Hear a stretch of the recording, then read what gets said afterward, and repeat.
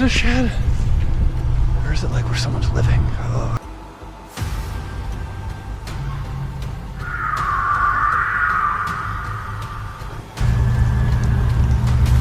That's the sound.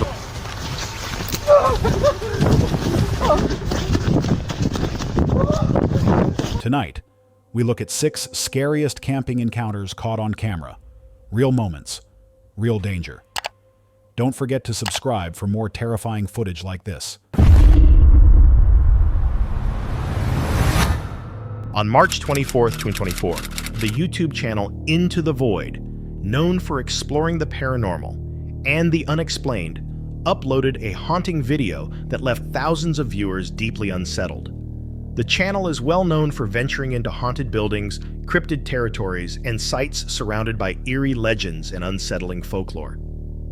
This time, however, the focus turned to something rarely discussed: storm drains. The footage opens with the host sitting inside his car, parked on the edge of a quiet city neighborhood. He calmly explains his plan to explore a nearby drainage tunnel hidden beneath the streets. These narrow, echoing corridors are often overlooked, yet they can be the perfect environment for strange and unexplainable occurrences. Armed only with a flashlight, a camera, and a sense of curiosity, the host steps inside. Immediately, the atmosphere changes. The sound of dripping water echoes off the concrete walls. The air feels heavy and damp, and darkness consumes everything beyond his flashlight's reach. Each step he takes deeper into the tunnel amplifies the sense of isolation. The further he walks, the narrower the passage becomes, making turning back more and more difficult. Then something shifts. Shapes begin to form just beyond the edge of the light, faint humanoid outlines that appear and disappear between shadows. At first, he assumes it's a trick of the eyes or a product of exhaustion, but the figures remain silent and still, as if waiting for him to move closer. Eventually, he reaches a section where the tunnel curves and tightens. Uneasy, he pauses to listen. That's when he hears it. Closes off a little bit.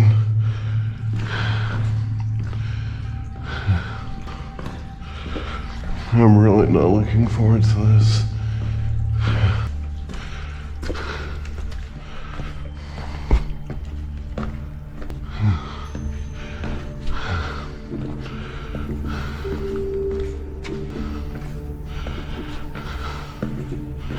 I don't know what that was.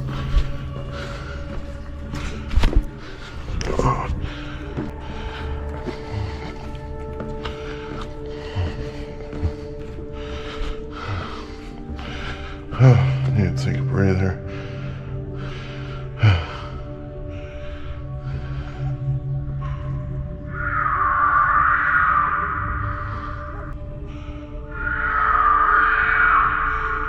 What the fuck? Nope. I'm dipping out. Fuck this shit. I don't know what that is. Oh fuck.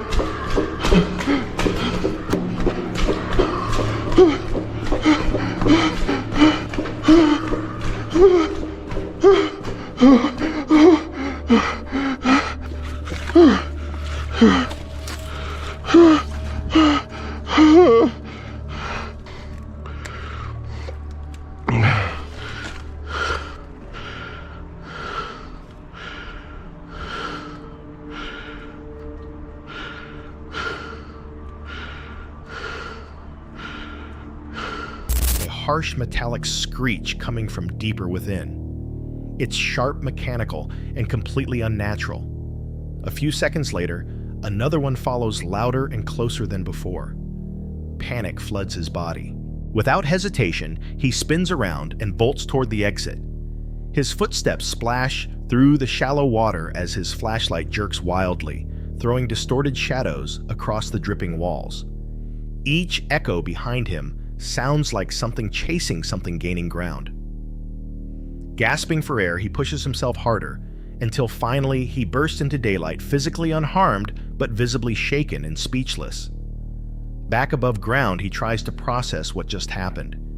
The sounds metallic, warped almost digital, didn't resemble anything natural. the shadowy figures too vague to identify, yet too real to dismiss. Viewers flooded the comments with theories. Some suggested it could be a cryptid, perhaps the rake, or even something similar to the Wendigo. Others believed it might have been a squatter using sound devices to scare explorers away. Still, none of the explanations fully accounted for the unnatural noises or the oppressive feeling of being watched. Could something unknown be living in those forgotten tunnels beneath the city? Something that thrives in darkness, unseen by the world above? Or was it all a terrifying coincidence, magnified by fear and isolation? Either way, the video left one chilling question. Are the darkest things hiding in the wilderness, or right beneath our feet?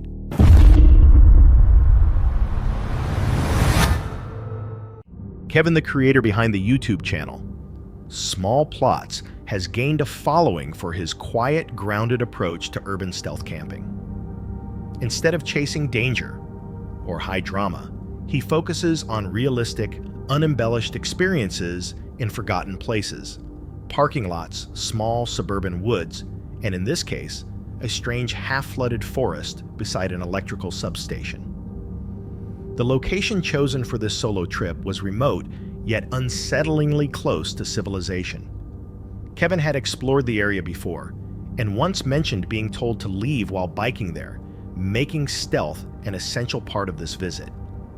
The video opens with him wading through soaked undergrowth, pushing past tangled branches and fallen limbs while stepping into ankle-deep water. The ground is uneven and slippery. All around stand lifeless ash trees, victims of an emerald ash borer infestation, leaving the forest pale, hollow, and forgotten. After some searching, he finds a small clearing away from the main path and begins to set up his hammock and tarp.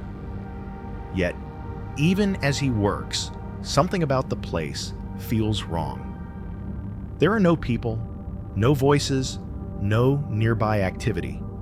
Yet faint signs of human presence linger. So there are, you just see on the ground over here, it's not recent, but some of these branches and stuff are cut mechanically. Probably a small electric chainsaw, something like that. So it's very possible. I mean, I already know hunters come back here. That's probably who it is. If the rain lets up, I will go a little bit farther into the woods. I think there are homes this way.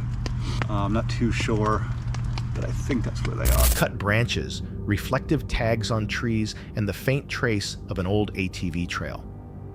Someone had been here before, but not recently enough to explain who or why. The entire time I've been here, since I walked into the forest, I've been hearing this wailing sound. Like a no, some kind of animal. It's actually now just occurring to me. It might be a chicken or a rooster or something. But it's eerie. It's starting to let up a little bit, which is nice. That's the sound, the wail I'm talking about, the wailing. That has to be a chicken or something, right? Something. Kind of sounds like a rooster, like half-heartedly crowing. I'll have to boost the audio on that. At first, Kevin tries to ignore them, maybe animals or distant birds, but they continue and change. High wavering tones drift through the air, at times almost resembling distant cries.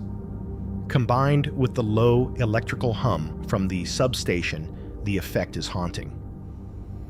Because the ground is too wet for a fire, Kevin eats a cold dinner, speaking quietly to the camera while trying to stay calm.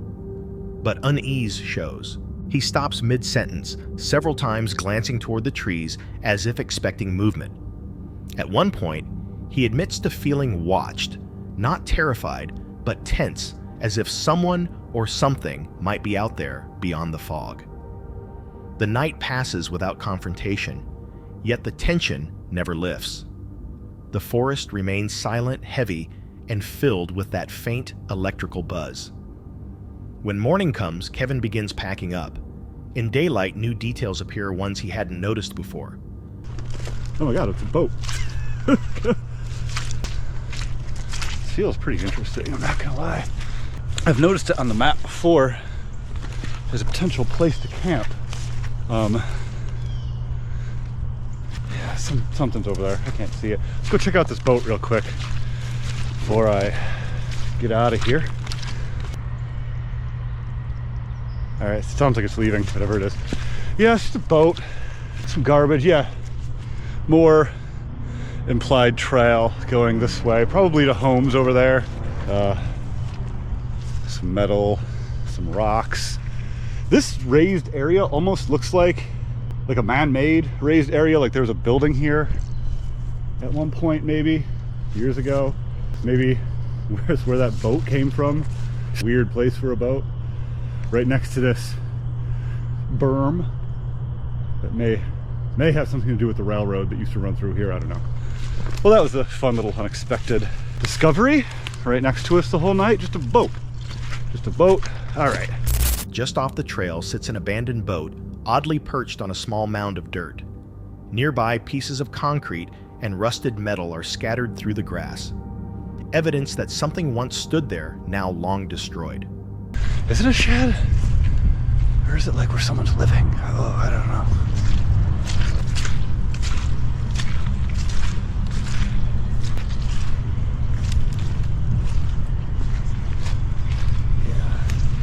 Yeah, I think somebody might be staying there.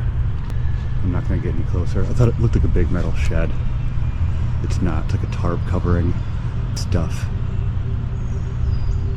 Okay.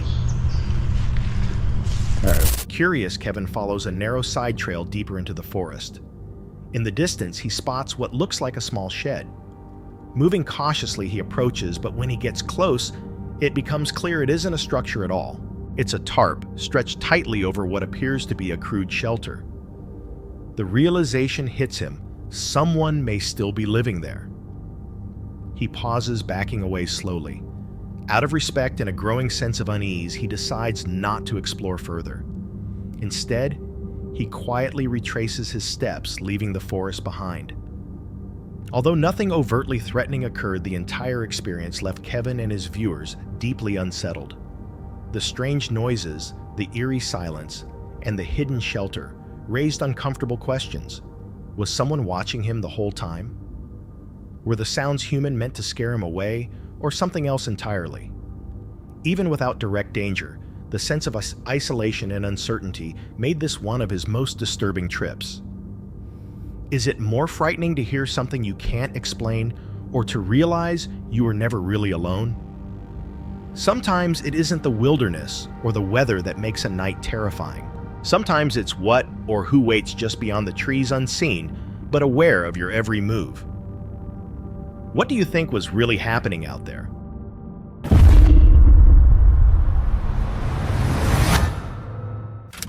LPC is a YouTube creator known for his raw, immersive camping videos filmed in some of the most remote and unpredictable environments on Earth. Whether he's enduring storms, facing wildlife encounters, or surviving completely alone, his approach remains authentic, stripped down, and grounded in real experience. Unlike many outdoor channels that rely on cinematic shots or narration, LPC's content is simple, just one person documenting reality as it happens. No dramatic editing, no soundtracks, no embellishment. That's exactly what makes his videos so gripping. But on July 16, 2016, what started as a normal solo trip would become one of the most nerve-wracking nights he had ever recorded. The location was far from civilization, deep in untouched land. Like many of his journeys, his purpose was straightforward solitude, peace, and immersion in nature. The early evening passed quietly. There were no strange noises, no signs of danger. Everything suggested a calm, uneventful night ahead. That calm vanished just after 2:00 a.m. While resting in his tent, LPC suddenly woke with a strong feeling that something was wrong.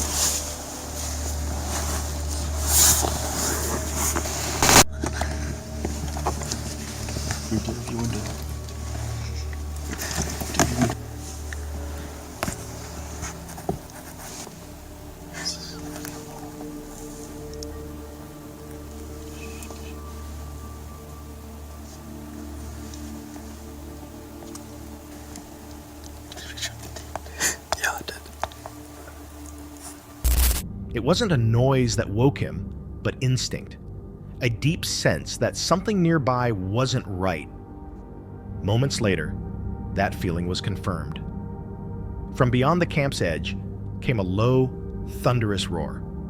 It was unmistakable the sound of a lion, and judging by the intensity, it wasn't far away. Lions rarely attack humans, but when you're alone and unarmed with only thin fabric separating you, statistics don't bring much comfort. LPC stayed completely still. He didn't move, didn't unzip the tent, didn't make a sound. He quietly began recording, knowing any sudden action could attract attention. He had no shelter beyond the tent walls, no vehicle, no fire, no weapon, just darkness and the breath of a predator nearby. The next several minutes became a test of mental endurance. Trying to stay calm, he breathed slowly, waiting for the danger to pass. Every second dragged endlessly. The lion didn't attack, but it didn't leave right away either. Its presence lingered close, heavy, and impossible to ignore. Eventually, the roars faded. The threat moved on, but sleep was out of the question. The night had turned from peaceful isolation into silent survival. When dawn arrived, he emerged unharmed, but visibly shaken. The experience revealed a harsh truth. No matter how skilled or prepared you are, nature always has the final word. What made that night so terrifying wasn't only the lion, it was the total vulnerability. No car, no weapon, no barrier. Some viewers later theorized the animal might have been patrolling its territory or drawn by the scent of food.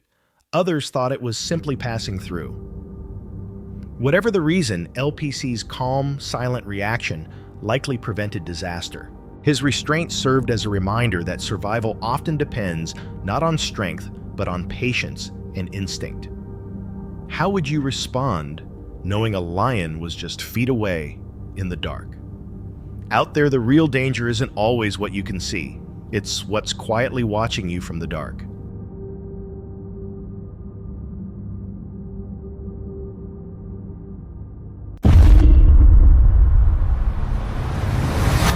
This next story comes from Brad Jigmaster, a YouTube creator recognized for his outdoor adventures, especially fishing, shared through a mix of calm storytelling and personal reflection. Brad's videos often highlight the quiet, meditative side of fishing, whether chasing catfish or bass. But on July 17, 2022, one typical day on the water would turn into something deeply disturbing.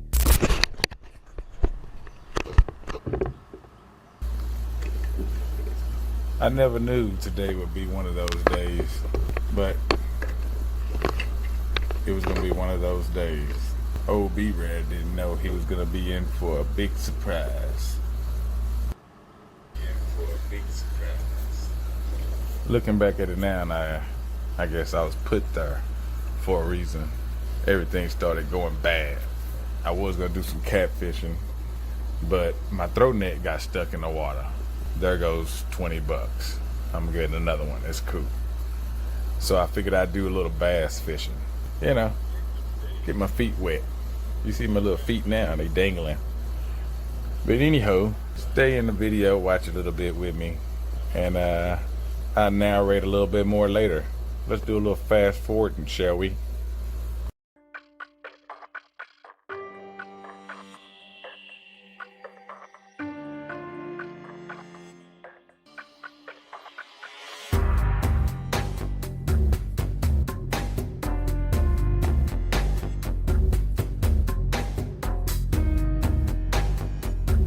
Something no one could ever be ready for. That day began like countless others. Brad was out on his kayak, filming easygoing footage, enjoying the stillness of nature. The water was calm, the sky clear. Everything felt peaceful, until something floating just off to the left of his kayak drew his attention. At first, he couldn't tell what it was. But as he paddled closer, the awful truth set in. It was the body of a man face up and motionless in the water. Okay, now you see me, I turned around, I'm going a different route. But if you look to the left of the screen, just look at the left of the screen. Did you see it? You see my head? I am fucked up right now in the head. Do you hear me? I'm fucked up. I had to whip out my camera because nobody would believe me. What if my film on her was not important? I didn't know, you know what I mean? So yeah, what you saw was a man floating in the water. There goes my fishing trip. And that sounds selfish, I know, but I'm fucked up, man. Okay, I'm really fucked up. But anyhow, at this point, get ready to call the popos, and I realized I need to get out of this water and do that before I drop my phone. So I had to duty on back by this guy and get another look at him, which fucked me up some more, you know? I didn't want to hit him with my pedal, so I stopped for a second. That's how close I was. I was like, fuck, man, I'm tripping balls right now. Y'all don't even know it. I'm running to the water. I mean, I'm running to the land. I'm nervous. Just looking at it kind of fucked me up still. A motherfucking body, man. Golly. Stunned and shaken, Brad instinctively reached for his camera, not to chase views, but because he realized that without evidence, few might ever believe what he had just witnessed. The moment was heavy and unreal, leaving him struggling to find words. Oh my goodness. What began as a relaxing fishing trip had instantly turned into a deeply traumatic experience that would stay with him for years. Trying his best to stay composed, he turned away carefully, making sure not to disturb the scene. Slowly but steadily, he paddled toward shore, focused on contacting authorities as soon as he could. Though he acted responsibly and remained calm, the emotional toll was unmistakable. Brad's ability to stay level-headed in such a shocking situation says a lot about his character. Yet this was far more than an unexpected moment. It was a haunting reminder that even the most serene places can conceal something tragic just beneath the surface. His reaction was genuine human and painfully real, and it's hard not to empathize with what he endured.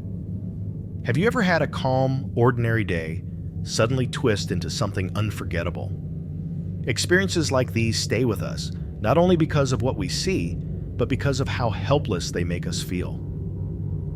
What would you do if you were alone on the water and came across something like this? This unsettling story comes from Mo McMahon, a solo female van lifer documenting her travels across the rugged landscapes of Australia. Her YouTube channel offers an unfiltered glimpse into the challenges and rewards of living on the road, capturing both the serenity and the hidden risks of isolation. But on March 30th, 2023, one quiet evening in the mountains would test her instincts in a way she never expected. Mo had planned a peaceful overnight stay at a remote location known as Crooked Creek, an area with no signal, no nearby campers, and nothing but silence. I'm the only one here. There's no telephone service. It's gorgeous, but feels a little creepy. I'm gonna build a fire, I'm gonna cook some food, and then I'm gonna leave before sundown. Yeah, because just know, it's scary.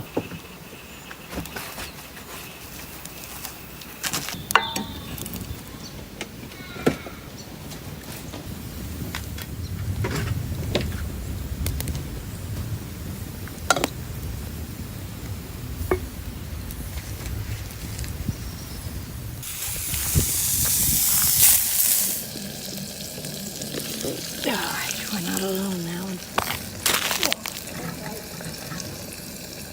It's 3 men. At first, she welcomed the solitude, setting up camp, lighting a fire, and preparing dinner while the forest settled around her. But as dusk fell, that quiet began to feel unsettling. The vast emptiness that once felt freeing suddenly carried a sense of unease. Without warning, a van arrived carrying 4 men. They stepped out, walked around, and lingered without saying a word. I got it.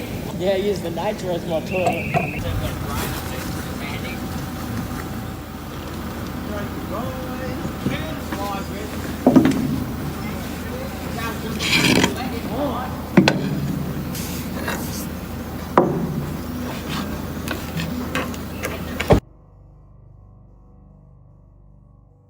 I'm leaving.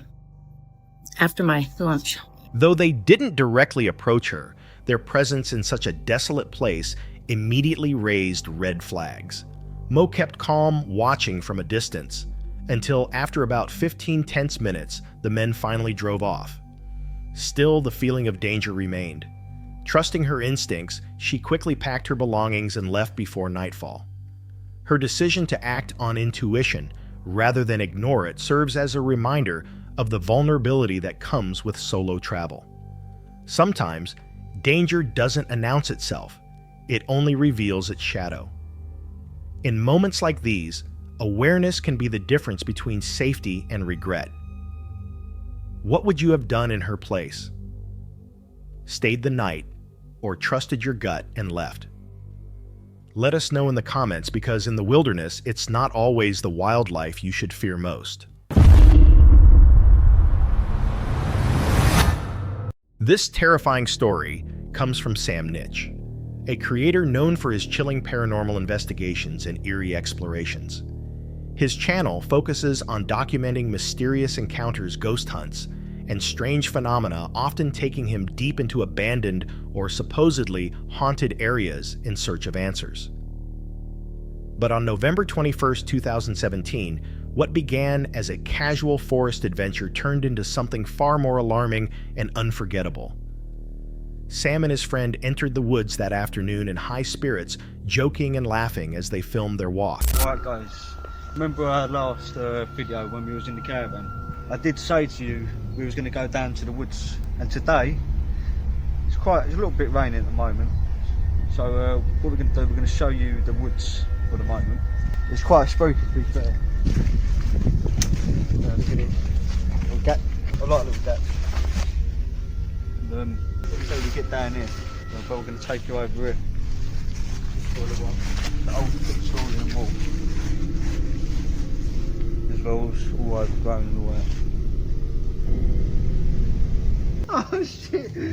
Oh man!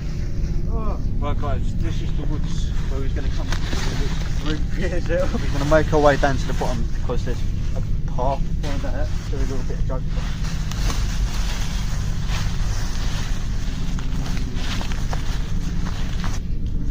Let's do my favourite thing. Is there anyone here?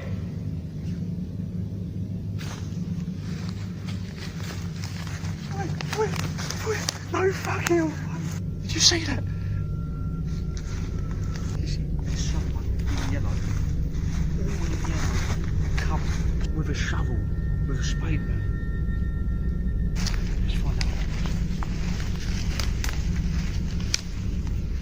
The gloomy weather and light drizzle didn't seem to bother them. Everything felt calm until they shouted into the trees and noticed something that froze them in place. Standing completely still among the branches was a person dressed entirely in yellow. Just disappeared just now. He was walking, he or she was walking that way with a shovel.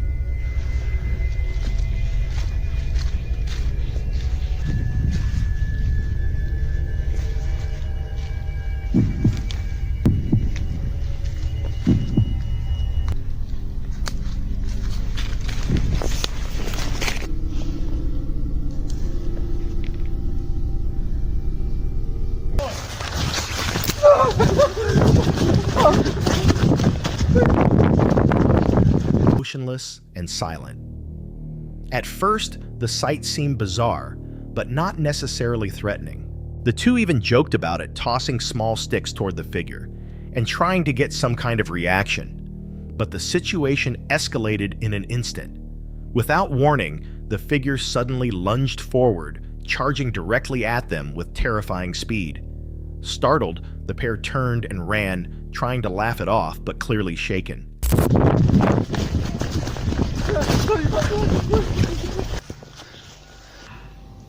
Right, guys. Seriously, I'm out of fucking breath, man.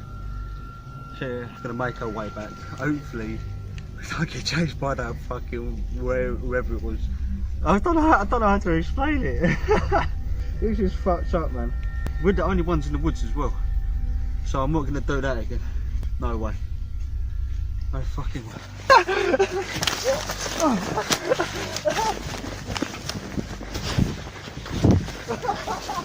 See you later, mate. Ain't getting up here, man. He's got a spade in his fucking hand. So go over there, go over there.